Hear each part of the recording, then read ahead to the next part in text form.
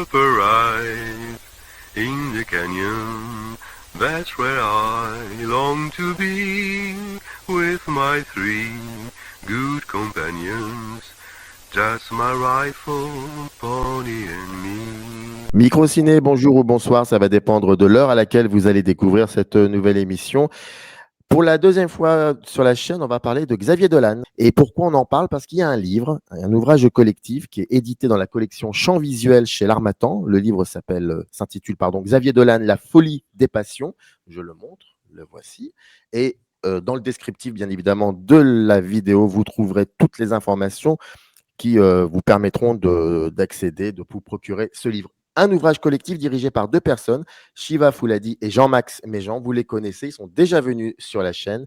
Ce sont des critiques de cinéma avant tout. Je suis très content qu'ils aient accepté de venir parler de ce livre. Première question très simple, non pas pour quelle raison, mais ça on va y arriver bien évidemment, à savoir qu'est-ce qui a fait que vous ayez eu envie que ce livre existe, de diriger cet ouvrage collectif. Non, il y a juste dans le premier... dans ce qu'on appelle l'introduction, à un moment, il est question du fait que vous posez la question de savoir pourquoi cet auteur, Xavier Dolan, a été peu analysé par les critiques et les universitaires. J'aimerais bien vous poser cette question déjà.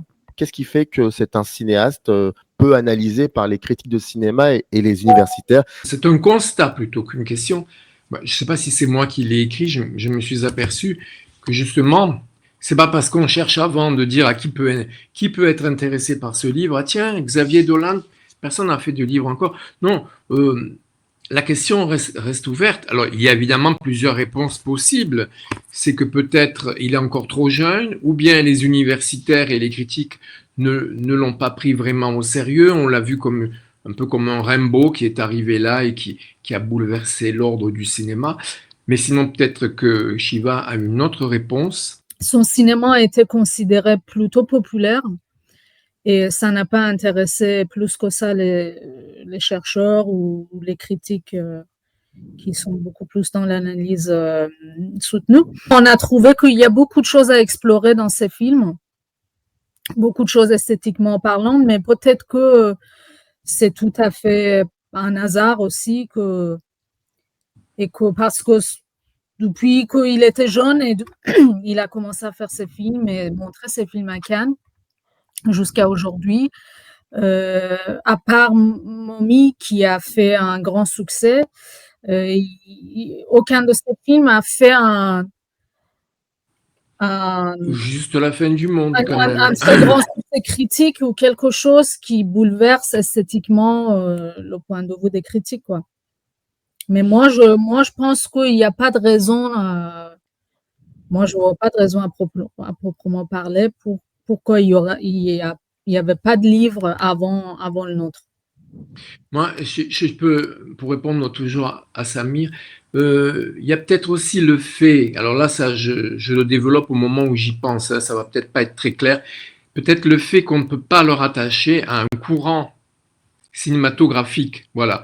Peut-être qu'il est arrivé là un peu brut de décoffrage, il a étonné tout le monde avec J'ai tué ma mère et puis la suite. Donc, et puis, il n'ouvre pas non plus à un imaginaire collectif non plus. C'est une œuvre qui est un peu solitaire. Alors peut-être que un critique ne peut pas dire ah tiens, on peut l'apparenter, il appartient à la nouvelle vague. Non. Il fait des polars, non. Il fait des films sociétaux, pas vraiment. Voilà, donc on peut pas le mettre dans une case. Alors peut-être que c'est ça, mais moi non plus, j'ai pas tellement la réponse. Hein. En quoi ces films seraient populaires? Shiva, tu disais que ces œuvres sont assez populaires. Par quels aspects on peut dire que ces films sont populaires? Déjà, les personnages qu'il choisit. Je pense que Dolan, ça fait partie des cinéastes qui sont toujours intéressés en fait aux classes populaires, tout simplement. Si on regarde Mommy par exemple, c'est très remarquable à ce niveau-là. Et puis lui-même, il n'a jamais revendiqué d'être un intellectuel ou même un cinéphile qui a creusé particulièrement l'histoire du cinéma ou c'est pas un être théorique, quoi. C'est pas un cinéaste théorique. ça on peut le dire. Et puis le fait que depuis le début jusqu'à un certain moment, ces films avaient beaucoup de succès populaire.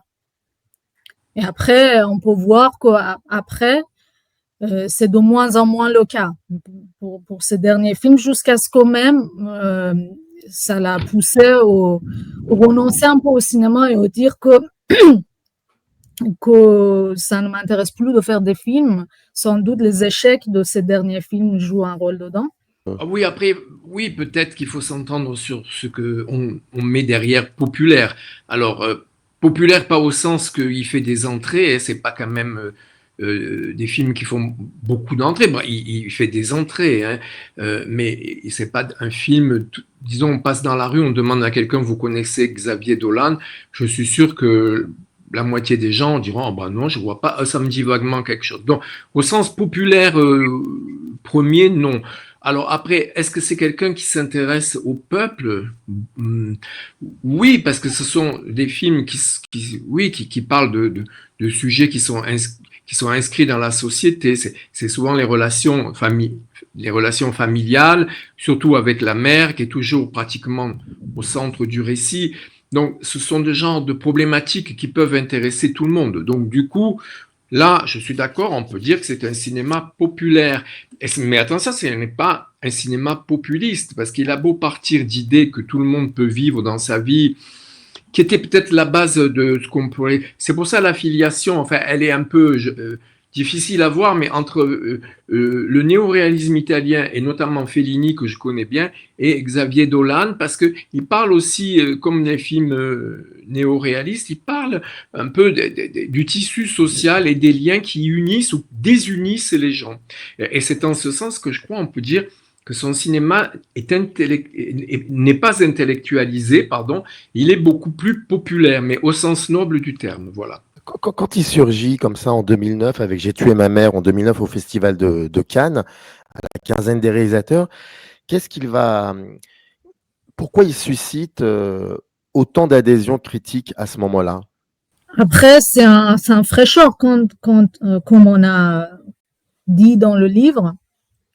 C'est quelque chose qui est un peu différent avec, comme chaque cinéaste qui émerge et qui rapporte quelque chose de nouveau, quelque chose de particulier et qui bouleverse un petit peu le Festival de Cannes et surtout le fait, comme vous dites, qu'il est très très jeune. Et puis, il vient de Québec. C'est le Canada a apporté peu de cinéastes, en tout cas dans le cinéma contemporain récemment. Donc ça aussi, c'était une particularité aussi qui était un cinéma qui était ancré dans la culture québécoise. Et comme il a continué à faire d'autres films, pour moi en tout cas, parce que pour moi, son premier ne représente pas encore le style qu'il a pu développer plus tard. Donc de film en film, en fait, il peut s'améliorer. Et ça aussi, c'est important à voir. Puis il avait, et il a toujours d'ailleurs, une présence, puisqu'il a commencé très jeune à faire du cinéma, de la télévision, donc il faisait des publicités pour la grande pharmacie québécoise. C'est quelqu'un qui est habitué aux caméras et bon, je l'ai dit tout à l'heure, on l'a tout de suite catalogué comme étant le futur Rimbaud et c'est vrai que son visage évoque les portraits qu'on connaît de Rimbaud. Donc il y a tout ce côté aussi, alors peut-être que ça a été un petit peu aidé par les attachés de presse, on l'a présenté comme le renouveau venant du Grand Nord, le renouveau du cinéma. Puis il y a le fait aussi qu'il a tout de suite foncé bille en tête avec les problèmes de l'homosexualité. Et tout ça a fait une espèce de buzz, comme on dit maintenant, autour de lui. Alors peut-être après les gens s'en sont un peu lassés, mais nous 7 là pour ce livre, on lui est resté fidèle parce qu'on trouve que son talent est toujours intact.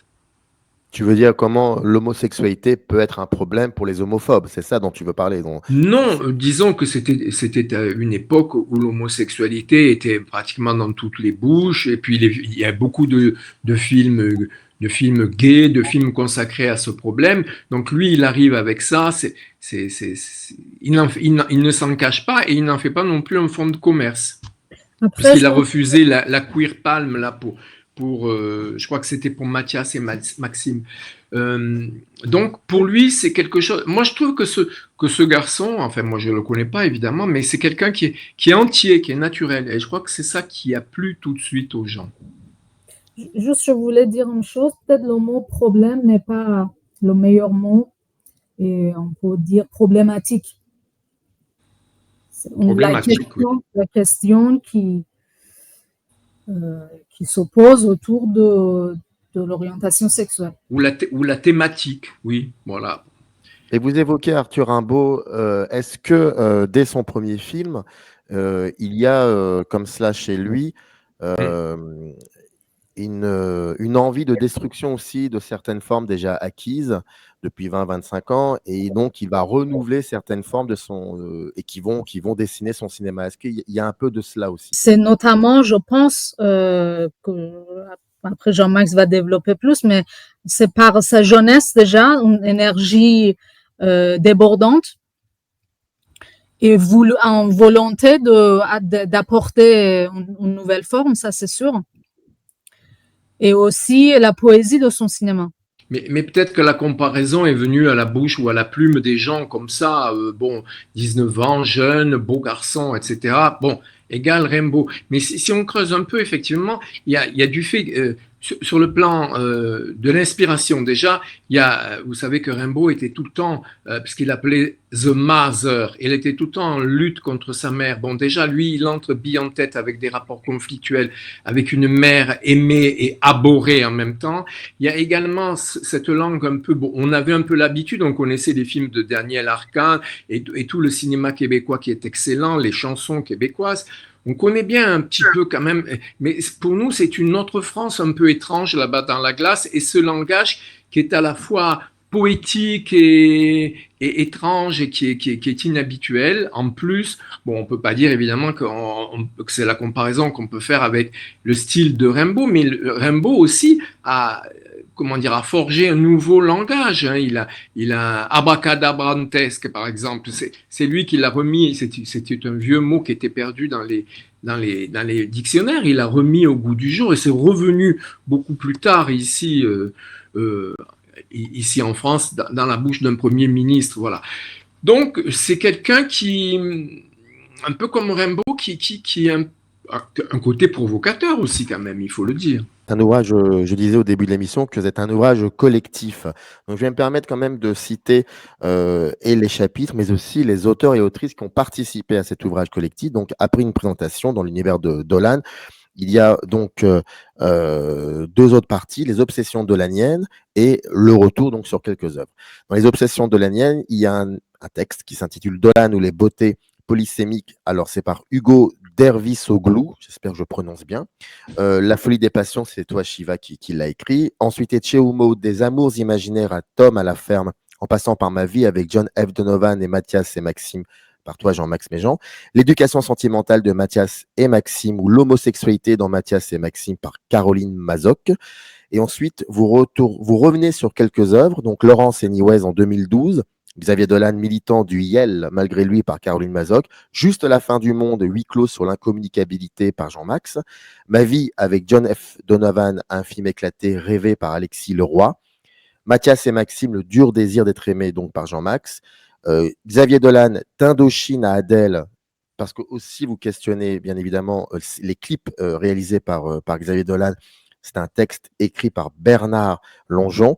Et le mystère Dolan, la nuit où Laurier Gaudreau s'est réveillé, alors là, j'espère que j'ai bien le prononcé, par un texte écrit par Toukché Karabakak. J'espère que j'ai bien prononcé en tout cas son nom. Oui, et ensuite, c'est très bien. Oui. Voilà, il y a les auteurs et la biographie. Alors, comment vous avez, ça c'est de la cuisine interne, mais comment vous avez pensé la structure de ce livre? Alors d'abord, c'est la plupart des personnes, voire tous les personnes que vous avez nommées, sont des collaborateurs et amis de Jean-Max. Ils ont déjà participé aux d'autres livres avec Jean-Max. Moi, c'est la première fois pour moi.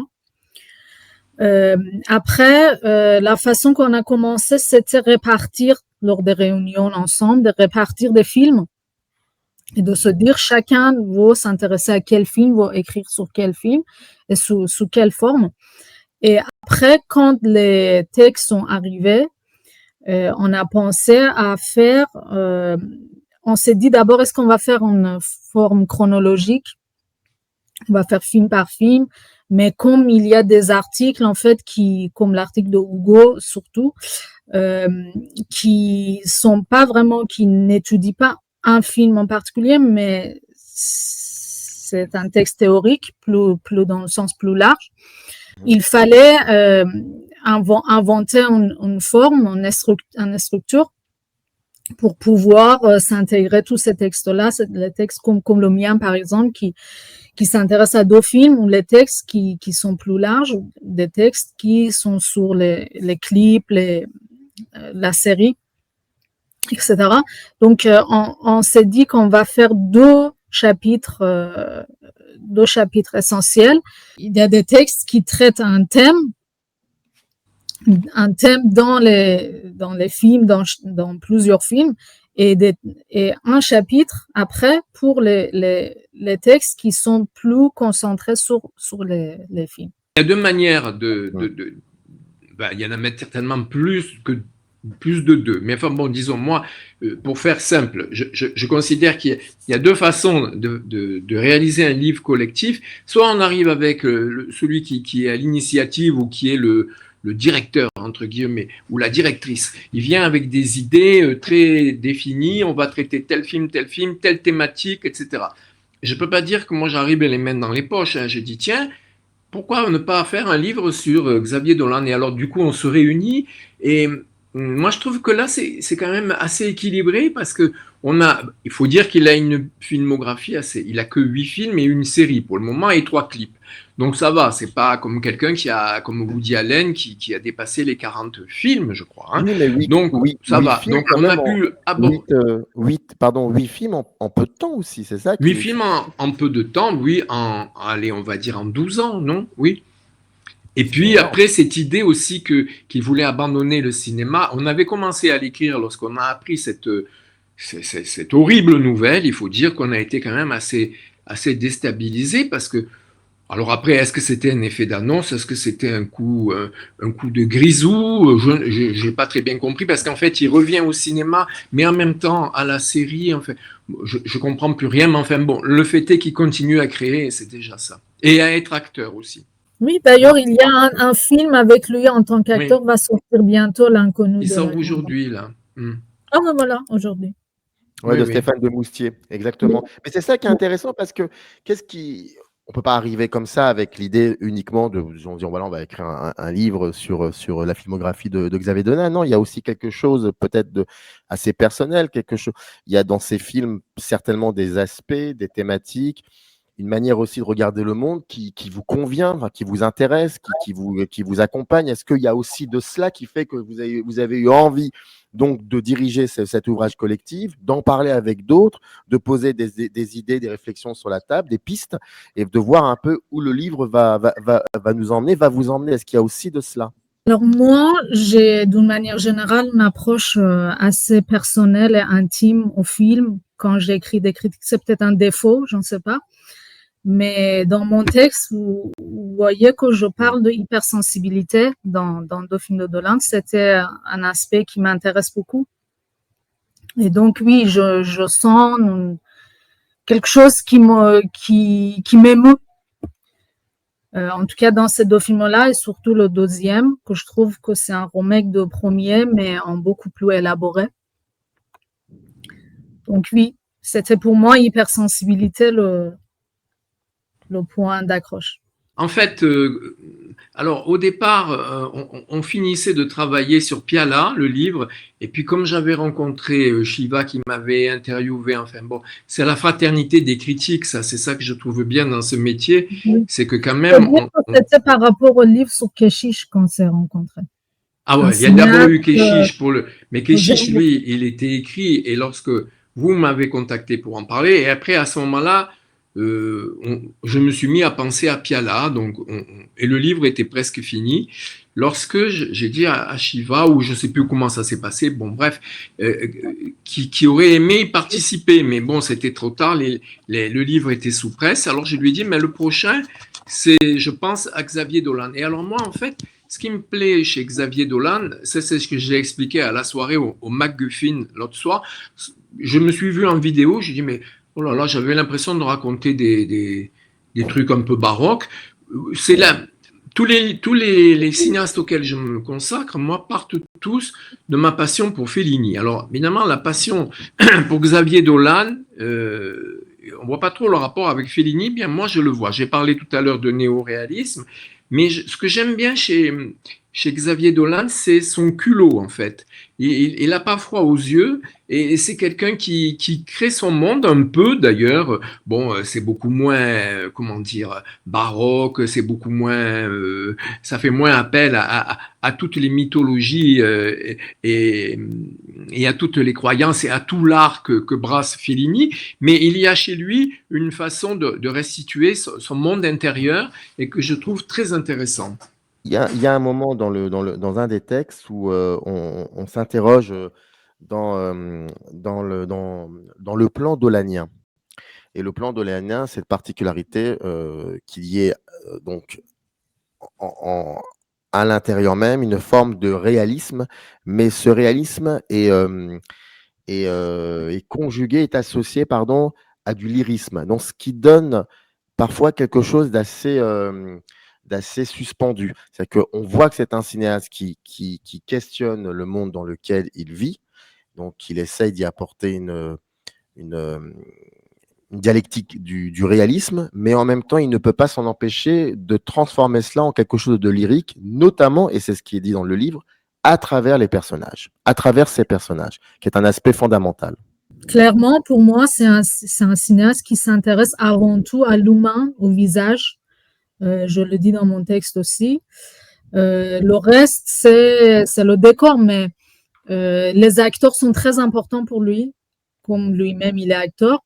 Et il a travaillé beaucoup avec les mêmes acteurs, notamment les mêmes actrices. Donc oui, l'humain, c'est fondamental et c'est toujours le centre de son cadre.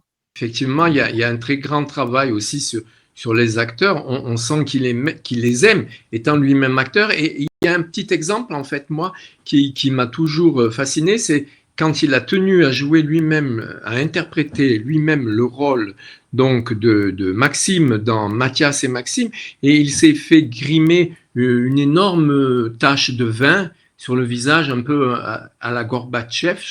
Mais cette façon de se défigurer, en fait, je crois que c'était une excellente idée parce que c'est un peu le masque de la tragédie. C'est quelque chose qui permettait chez les Grecs, même chez les Romains et même chez nous, le persona, c'est-à-dire se mettre un masque qui fait que vous devenez autre. Et à travers ce rien du tout, c'est simplement, j'imagine, un maquillage qui a dû être fait par une experte, il n'est plus Xavier Dolan. Parce que le problème avec, par exemple, Woody Allen, quand il se met lui-même en scène, enfin, quand il se mettait, on a toujours tendance, ou même Fellini, quand il apparaît dans ses films, à se dire, ah ben, on ne fait pas la différence entre le réalisateur et le personnage qu'il interprète. En fait, quand on passe derrière la caméra et qu'on se montre dans un film, on n'est plus le même. On quitte son costume de travail de réalisateur ou de scénariste et on devient acteur à son tour.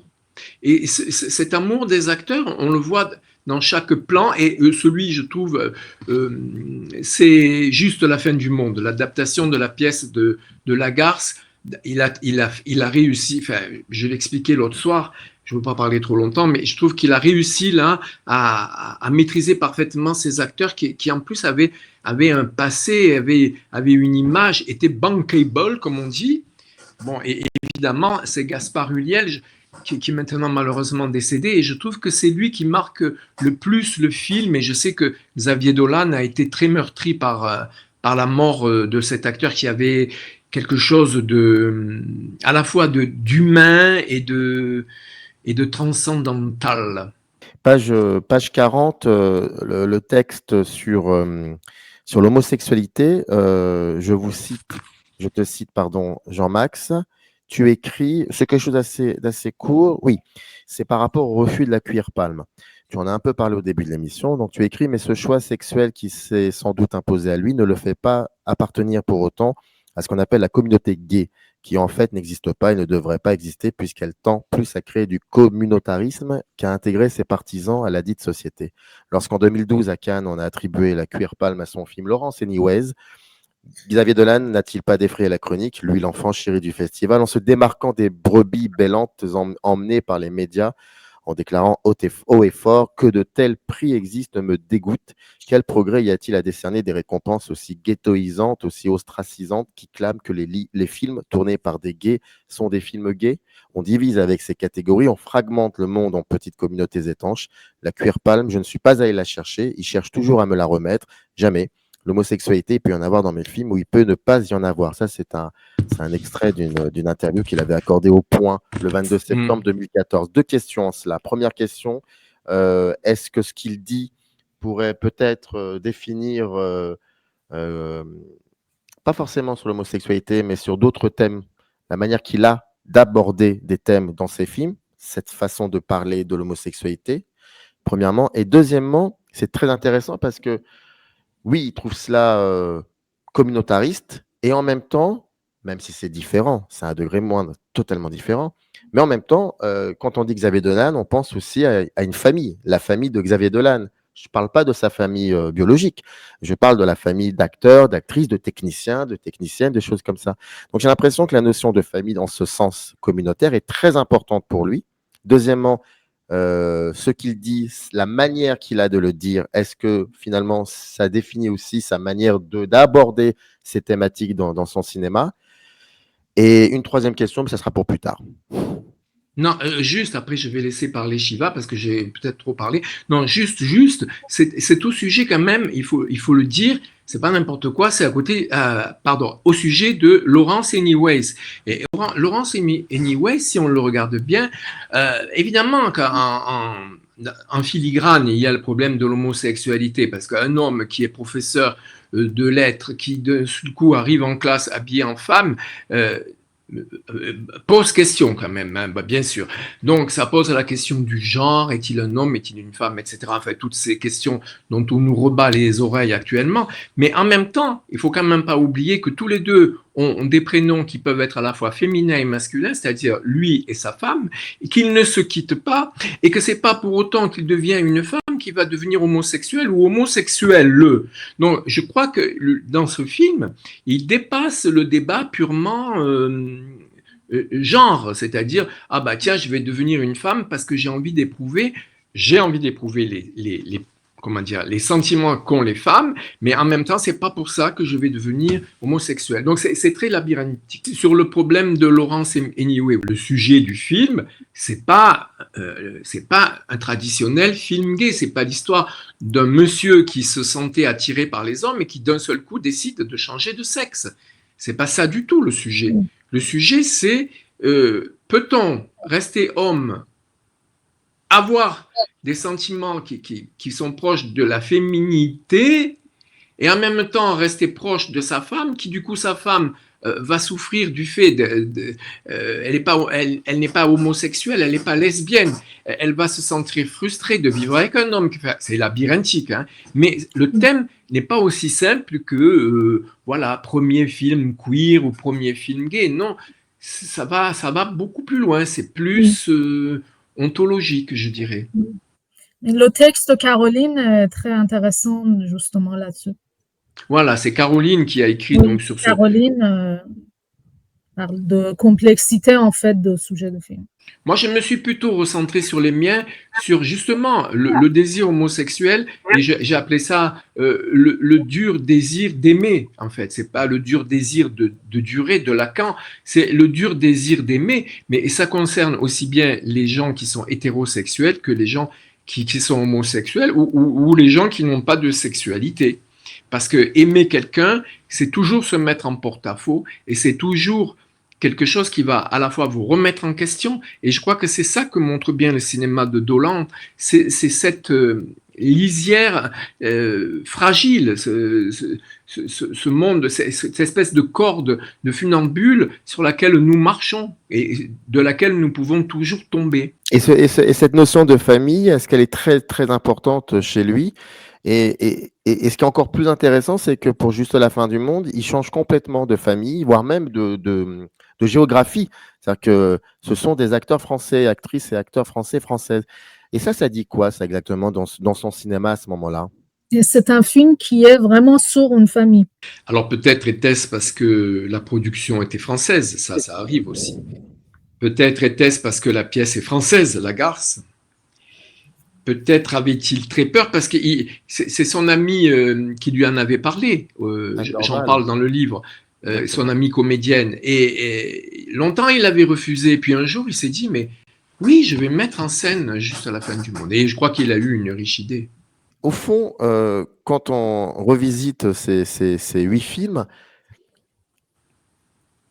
qu'est-ce qu'il dit? Qu'est-ce qu'il a envie de dire, Xavier Dolan, parce qu'il a besoin de cinéma pour raconter ses histoires, mais au fond, qu'est-ce qu'il a envie de dire exactement? Des choses très différentes d'un film à l'autre.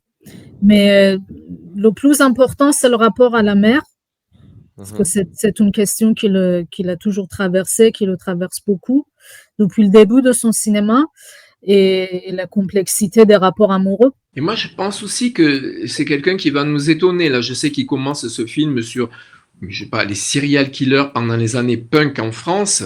Il nous avait parlé, et je sais qu'il est en même temps, enfin, il aime bien les costumes, enfin, il est un peu touche à tout, il faut le dire. Donc, il nous a parlé longtemps qu'il aimerait faire un film en costume.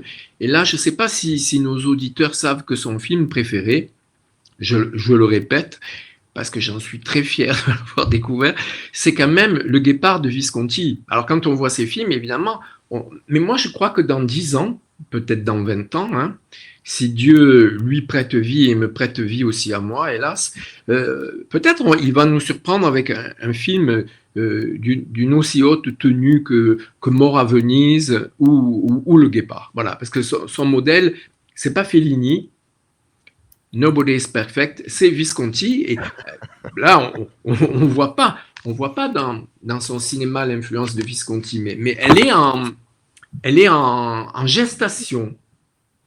Elle est en gestation. Et je pense que déjà, avec Juste à la fin du monde, il nous a délivré une tragédie qui atteint des dimensions viscontiennes. Et même sophocléenne. Mais enfin, bon, c'est vrai que le texte était déjà écrit, puisque c'est le texte même de la Garce. Je voulais rajouter que je pense, et je suis même certaine, que son prochain film marque une nouvelle phase dans je suis d'accord. On en a parlé l'autre vendredi, lors de dédicace. Qu'il a dit que je vais arrêter le cinéma, j'en ai marre, j'en peux plus, etc. Et il voulait arrêter. Et un an après, à peu près, il annonce qu'il va commencer un nouveau projet. Et je pense qu'il a eu le temps, en fait, de réfléchir, de se renouveler, de penser que peut-être le chemin qu'il était en train de continuer, ça fonctionne plus pour lui.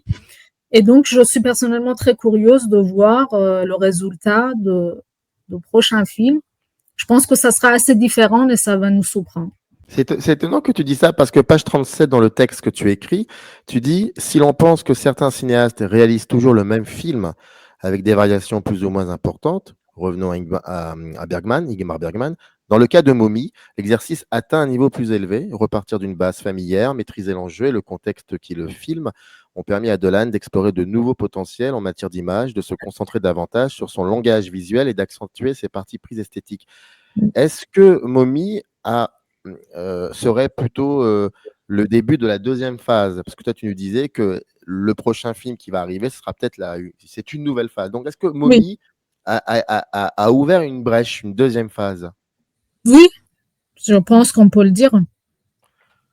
À l'image de son comédien qui fait en sorte que... Oui, tout à fait. Que pour moi, c'est vraiment l'image le plus... En tout cas, Je l'oublierai jamais. C'est l'image le plus marquante pour moi de son cinéma. Si par exemple quelqu'un n'a pas lu le livre, connaît un peu Xavier Dolan, n'a jamais vu un film de Xavier Dolan et vous pose la question, mais à quoi reconnaît-on le style dolanien? Donc, à quoi reconnaît-on le style dolanien? Parce qu'il y a ce qu'il dit, ce qu'il raconte, ça oui, on le sait, vous nous en avez parlé, c'est écrit dans le livre. Mais comment on reconnaît, comment on se dit, tiens, ça c'est un film de Xavier Dolan, au niveau du regard, j'entends bien. Ben moi, je dirais que si c'est un spectateur pressé, je lui dirais de regarder le clip qu'il a réalisé pour Indochine. Parce que ce clip-là, on l'a montré en classe et tout, c'est contre le harcèlement scolaire et c'est par les flashs, parce qu'il maîtrise très bien les images, ça c'est vrai. Il a le don de raconter des histoires comme ça. Un clip, nécessairement, ça doit être très court parce que ça doit frapper l'imaginaire et la conscience. Mais tous ces films aussi peuvent, Mathias et Maxime, c'est celui qui me vient à l'esprit, ou bien celui sur les amours impossibles, peuvent très bien aussi s'inscrire dans la durée. Parce que la souffrance qu'endure un collégien qui est persécuté par ses camarades, ça c'est quelque chose, c'est comme des coups de poignard, ça va vite. Alors qu'en revanche, quand, par exemple, on désire quelqu'un qui ne vous désire pas, par exemple, je parle des amours imaginaires, eh bien, il faut que ça s'inscrive plus dans la durée pour que les gens perçoivent bien que cette souffrance sentimentale, elle est aussi tuante que la souffrance, par exemple, du harcèlement ou de la mise à l'index parce qu'on est homosexuel. Voilà. Et je trouve que ça, c'est ce qui fait la force de Xavier Dolan. C'est à la fois la rapidité, il peut faire des clips très forts et il peut aussi s'inscrire. C'est pourquoi je dis que peut-être il va nous faire des films à la Antonioni. Moi, je ne sais pas, il va peut-être certainement nous étonner. Je ne sais pas. Mais je pense qu'il va, comme dit Shiva, rebondir. Et moi, je conseillerais de voir tout d'abord Mommy. Ah oui, d'accord. Parce que c'est quand même la quintessence de son cinéma, je maintiens. Et aussi, on n'a pas parlé de cet aspect de son cinéma, c'est la bande-son, l'importance de la musique.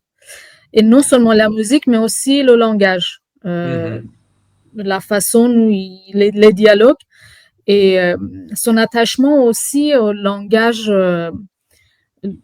les mots utilisés par un certain,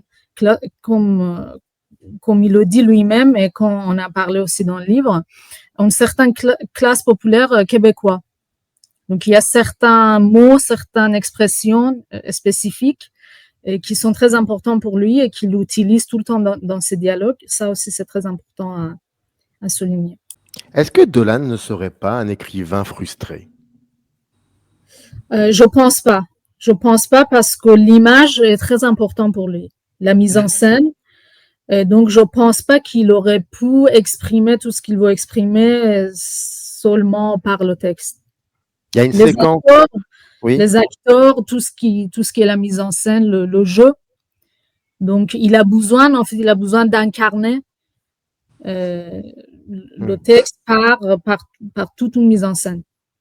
L'ouverture de Tom à la ferme, c'est quand même un plan sur une main, sur des doigts qui écrivent quelque chose, et c'est long, c'est pas un truc anodin. Et je me suis toujours posé la question, et puis sa manière aussi de parler, de raconter des histoires, de répondre à des questions, les personnages, leur manière aussi parfois très littéraire. Je me suis toujours posé cette question, le rapport au texte, le rapport aux mots, le rapport à l'écriture, le rapport à la littérature pour le coup. Et je me suis toujours dit, est-ce que ce serait pas un écrivain un cinéaste qui filmerait sa littérature en fait? Déjà, il est scénariste sur certains, donc il écrit. Et là, je ne sais pas si c'est le nouveau film ou série qu'il va réaliser. Est-ce que c'est lui qui l'a écrit? Ça, j'avoue que je ne sais pas. Je ne sais même pas si le tournage a commencé. Mais je pense, oui, je crois que c'est lié, le fait. Parce que quand on est un bon écrivain, on a aussi des images. Après, ce qu'il faut avoir le talent de faire du cinéma. C'est encore autre chose. On peut être un bon écrivain, mais ne pas être un bon cinéaste aussi. Moi, je pense que c'est une composante parmi tant d'autres. Je rappelle donc Xavier Dolan, La folie des passions. C'est un ouvrage collectif donc dirigé par Shiva Fouladi et Jean-Max Mesjean. Voilà la couverture de ce livre. C'est édité chez l'Harmattan dans la collection Champs visuels. Et vous pouvez retrouver toutes les informations dans le descriptif de cette vidéo. Merci beaucoup Jean-Max, merci beaucoup Shiva en tout cas de nous avoir accordé un peu de votre temps pour parler de ce livre. C'était vraiment un plaisir. Merci à vous deux. Merci beaucoup. Merci beaucoup. Générique. Upper eyes in the canyon, that's where I long to be, with my 3 good companions, just my rifle, pony and me.